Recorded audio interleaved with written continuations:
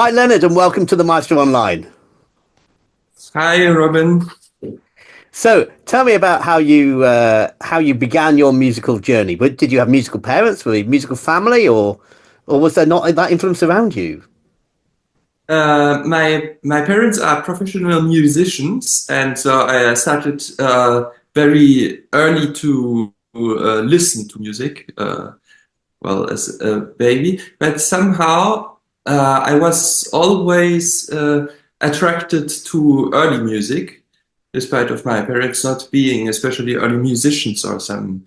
My father is a orchestral musician, a double bass player. My mother is a pianist, and uh, yes, somehow every time I listened to early music, it was something special to me. I started to play the violin at the age of 8, and at the age of 12, I started to play the harpsichord. And only while I was studying in Basel, the harpsichord, I started also to play the organ. And I started to improvise seriously only while studying. Before I was trying a little bit at the keyboard to find ideas for composing in historical styles, but only during my professional studies I started to really improvise. Okay, so from a young age, did you use the Kodály method or anything? Were you ear training? Were you playing by ear, or was it all about reading the notes at that stage in your life? Um, for a long time, it was what I took most seriously, I would say, was reading music, and and I was also experimenting to find ideas, but I didn't take that seriously. It was not something I would uh, think of play in public or that I learned to really improvise quite late, and a part of it was indeed ear training in Schola Cantorum Basiliensis. The ear training and similar theoretical subjects also are more taught in a practical way by singing and listening to others who sing and in such working methods. Brilliant. So with that ear training, with singing first almost as Yeah. your development of your ear, um, was that using solfege or was it using absolute notes? Or how was the ear training effective for you? Um, I was having some kind of, I would say, French school ear training also before going to Schola Cantorum in Basel. I uh, I grew up in the French-speaking part of Switzerland, and there the whole musical training is rather like more or less like in France today. So there was already some solfège, but this didn't help me so much because it was, to me, it was too disconnected to the musical practice I did. In this stage, what helped me a lot was when I had harpsichord lessons in Lausanne. I had basso continuo lessons, and this is I understood very early that this is also a kind of understand composition. It's not only how to play in an ensemble, but it's really a fundament of composition. And in Basel, the ear training and also the lesson of contrapunto alla mente, which is mental counterpoint, actually, one could translate it like that. Uh, this helped me to develop also my improvisation abilities. And to your question, the fundament was a bit singing um, with actually German note names, because there you have the difference of F and Fis. Fis is the F sharp, so it's like one syllable, it's practical to just say one syllable instead of F sharp, or not saying the sharps is not precise. So, well, we used a little bit of this German system, and also solmization, like they taught in the time of Guido Piarezzo. Brilliant. So, do you think your harpsichord playing made you think of things, and your basso continuo playing made you think of bass lines and notes above? And do you think that changed the way you heard music and the way you thought about music? Yes, actually, I started with basso continuo already when I started to play the harpsichord at the age of 12, and it was my first fundament of musical understanding. But I understood only later during my studies in Basel that this was indeed the fundament of Baroque music, but before, in the Middle Ages and in the Renaissance, it wasn't. The real fundament was singing, and it was a counterpoint by listening to one voice and understanding what one could do against this voice. This is basically a counterpoint. It's a point against the point. So now I have kind of two kinds of understandings. One is counterpoint, and one is basso continuo, which is based on the bass and on chords. And when you first began experimenting with things as a harpsichordist, when you began to improvise a little bit, was that just you messing around with patterns that you knew and exploring, or was it something more structured? It was not structured. It was looking for ideas, for themes for composing. It was not even trying to make a whole piece or something like that. So it was just an experimentation as a composer, wanted to create something new. But it's already very precious because many performers don't dare to play basically one note which is not written in the score. And to dare to do that is already a big step to daring to experiment. And do you think then this experimentation brings more life to you as a performer? Whereas, as you say, most classical performers, you're taught that, that the way the notes are written, their exact length, their exact notes, and then the exact fingering you use has to be absolutely precise. Whereas this gives you more freedom. Do you think it makes your performances more imaginative or more spontaneous, or? I think it definitely helps to the performance. I think it's well, there are some performers who cannot improvise, but who sound still very spontaneous. But I think in most cases, in my case, it really helps to improvise. Like it's like you have to know how to say. If you perform a piece of music, but you have no idea about improvisation, and also not at all about counterpoint and nothing, you have another way of understanding what's happening. So you have probably to write a lot of things into the score, because breathing at some place is something you have to think about. But if you are improvising, you have to create phrases of a certain length by yourself. So the punctuation is not only something which is implied in the score, but something which you have to invent yourself.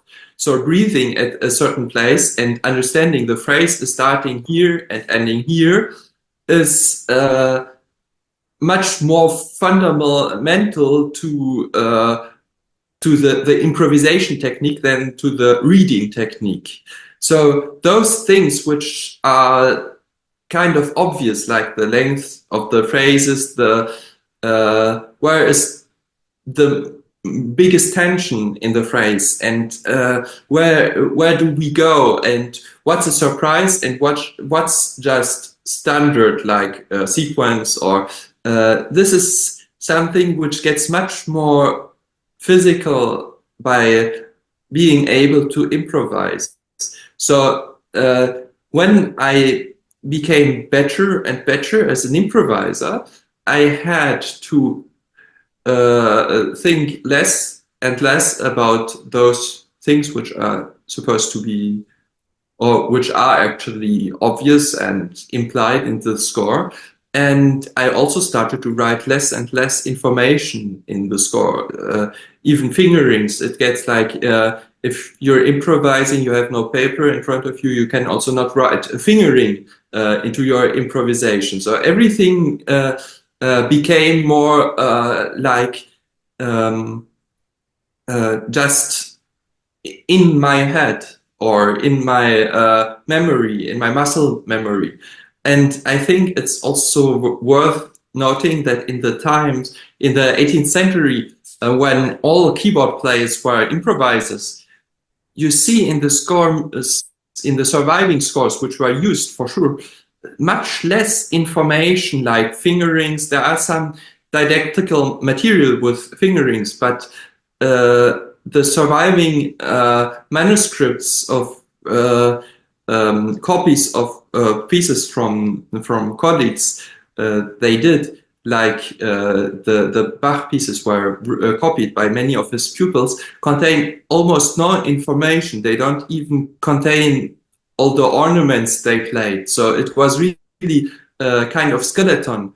And I think if one doesn't have a very deep understanding of the music, it cannot work like that.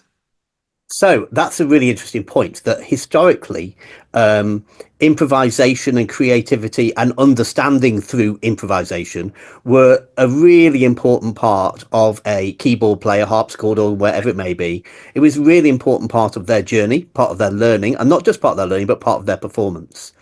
And Yes. that isn't taught to classical musicians as much these days. Of course, it's absolutely involved in jazz, etc. Do Yeah. you think that that is missing from classical musicians today? Do you think that should be an important element of their study so that they can understand through creativity and become more spontaneous as performers? Yes, it's still not there enough, but it's coming. I see there are more and more performers who are able to improvise. Um, I think it's still missing in many places. There are some places where, I was lucky. I was studying in places in Basel and later in Groningen, with people who are good at improvising. But I think this kind of places didn't exist at all, like 30 or 40 years ago.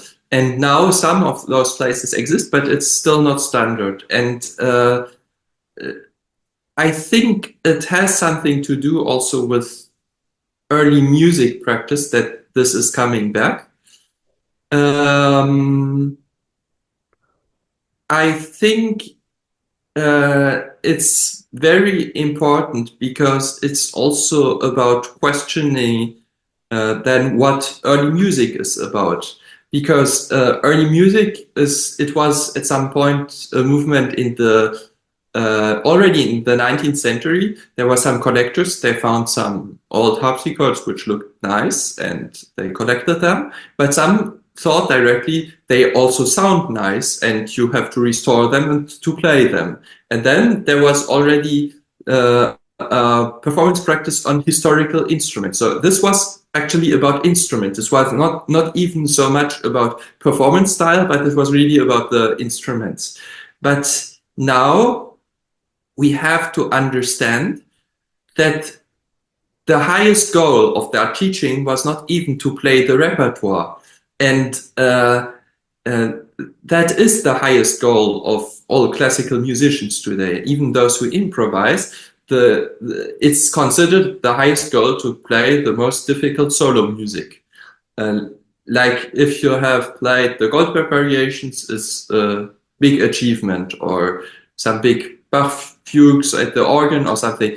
But improvising is like, well, if you're very good, it's nice, but it's in the concert scene, it doesn't have the same importance. And back then,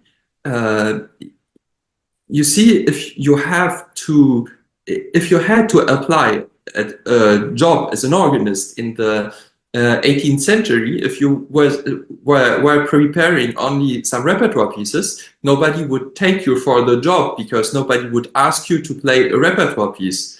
They would give you a fugue theme, they would give you a choral melody, and they would give you a couple of tasks which would make you impossible to prepare anything. And also a basso continuo line, because in big churches there were always cantata performances. So all those tasks were impossible to be prepared.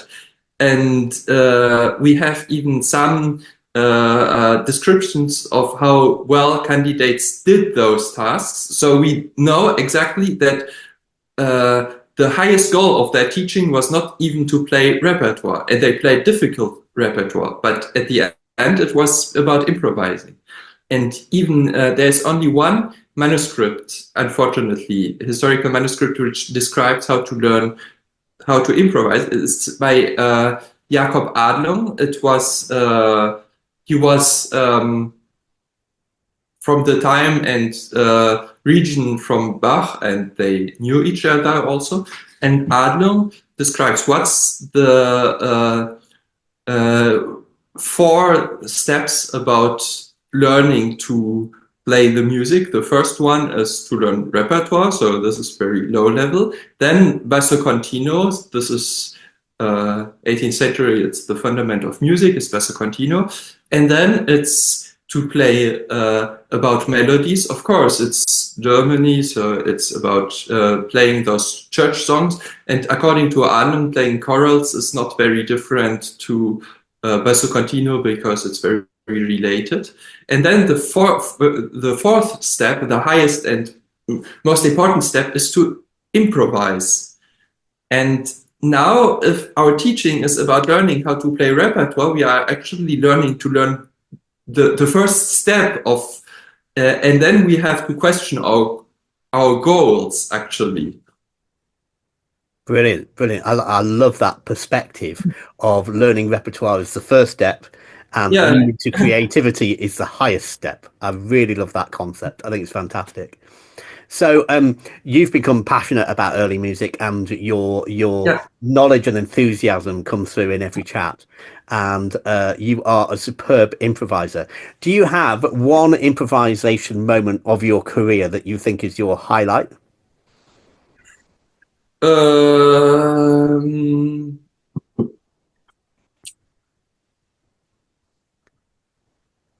Difficult to say. I've played some concerts which I have enjoyed a lot, but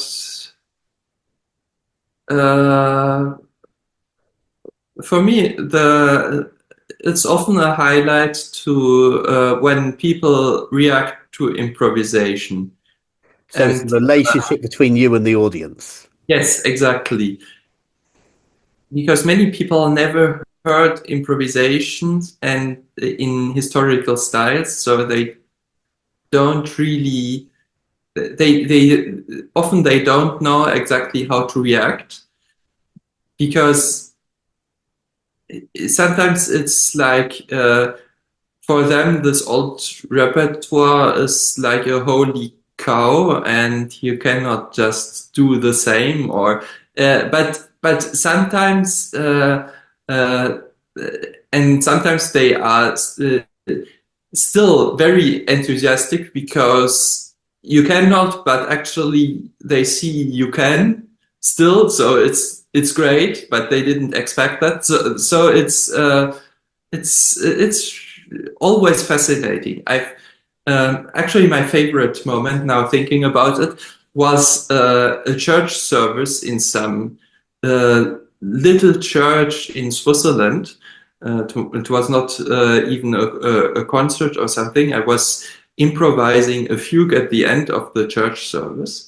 And then some member of the congregation was kind of almost angry when he came to me and said, what was this Bach fugue you've played which I don't know? So like, how do you dare to play a Bach fugue which I don't know? So he had a big knowledge about the Bach repertoire, but there obviously he didn't know the piece. And then I said, well, it was an improvisation. And then he didn't say anything for like 3 seconds. It was like something in his brain was stopped. And then he said, then you are Bach. Well, it was something very funny happening there. I really loved this moment. It was the highlight of the day, at least. I think that's the ultimate compliment. That's brilliant.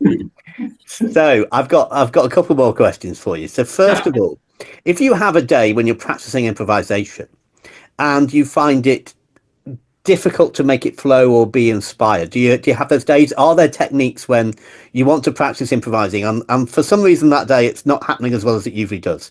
Do you have techniques or devices to overcome those moments? Those moments are difficult because I also I notice it quite often that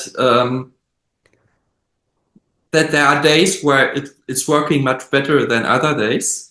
And then sometimes I tend to think, well, in this case, I just wait for a day where it works better. But then I have also in mind that I have some improvisation concerts planned. And there I cannot just do them the next day. So it has to work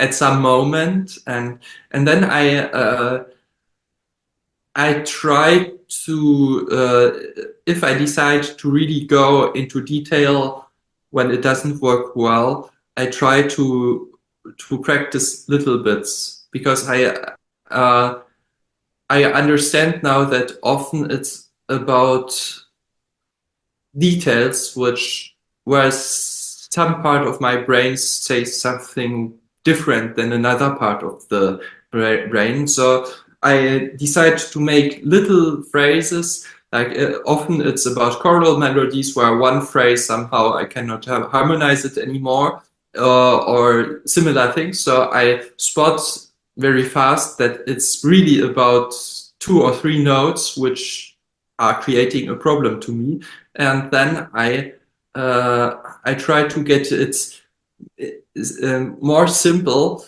until I get the real essence of the counterpoint possibilities, and then I practice about those details. And yeah, I think it's always good to remember that it's very important in practicing improvisation that even if the goal is to make a very long and complex piece, that little moments are very important, and that it's good also, like if you improvise a fugue, for instance, you are very good to make in making a beginning, but there are some kinds of modulation which don't work well. It can be a good exercise to start in the middle of the fugue. You imagine the fugue is in C major, but this part is in A minor. And then you start in the part in A minor, somewhere in the middle, and try to go back to the main key. But having already in mind, like practicing repertoire, if you practice the first page of the piece and it's going very well, the next day maybe you start directly at the second page. But now it's improvised, so you don't have pages anymore, but the system is the same. So I use really kind of repertoire practicing techniques. Brilliant. So you recommend very structured practice. Yes. So final question. Let's imagine I was somebody who really appreciated early music or any style of music really, and I wanted to start improvising. And I felt that the task was perhaps slightly overwhelming. I was like, how can I sound like this? How can I do it? Where where should I start, and what kind of advice would you give me? My advice is to do structured practicing, especially at the beginning, because I've noticed very often that those people who are most afraid are afraid because somebody tells them to just try, just follow what you feel. But if there is nothing in the muscle memory of the person, it's terrible to say that. It's it's like you want to learn a foreign language, you don't know a word, and then somebody tells you just go by your feeling, try to say something. It's not working like that. So it's better to say, here are your first two words in this language. You cannot make a speech out of it, but remember them. And improvising is the same. I would really start with maybe explaining a triad and then moving the same triads all in the same keyboard, and then going by very little steps. And usually nobody is really overwhelmed by that. That's fantastic. I really appreciate that advice. That's very sound advice. Leonard, thank you very much for this interview, and thank you very much for your amazing masterclasses. Thank you. It was a pleasure.